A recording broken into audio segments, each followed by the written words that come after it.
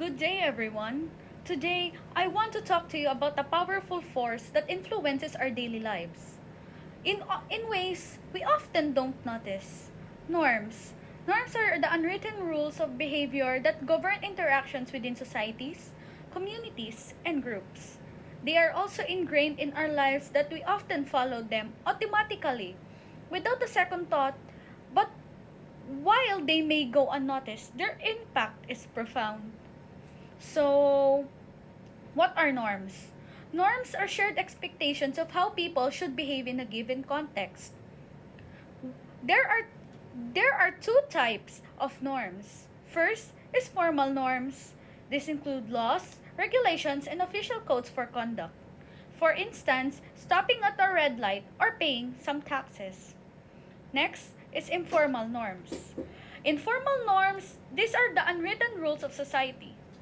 For example, greeting someone with a handshake, waiting in line, or dressing appropriately for a job interview.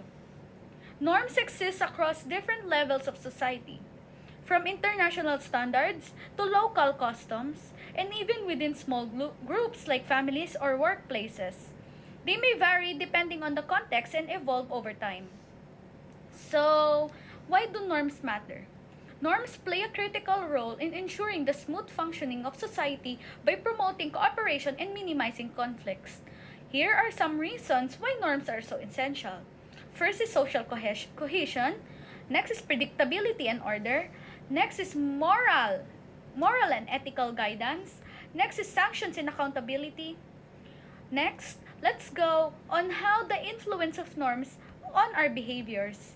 Norms deeply shape individual behavior, often without us realizing it. From a young age, we are socialized into accepting norms of our culture, family, and social groups. For example, in many cultures, it's considered to be polite to hold the door for someone behind you. If you fail to do so, you may feel embarrassed or guilty even if no one explicitly told you to act that way. Norms also create what we call peer pressure. This can be either positive or negative. When we're surrounded by people who follow certain norms, we tend to conform to them, even when we may not necessarily agree. In school settings, if the norm is to study hard and achieve high grades, students are more likely to be motivated to perform well. But in other cases, negative peer pressure can lead individuals to engage in harmful behaviors like smoking or even substance abuse. So, how do norms change over time? Norms are not static. They evolve as societies grow and change. What was once considered normal may no longer be acceptable today. For example, consider how norms around gender roles have shifted. Decades ago, many cultures had strict expectations about what men and women should do. Today, we see increasing acceptance of gender equality and fluidity in both personal and professional roles.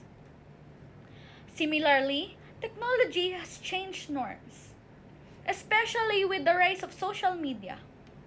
A few years ago, sharing every aspect of your life online might have seemed odd.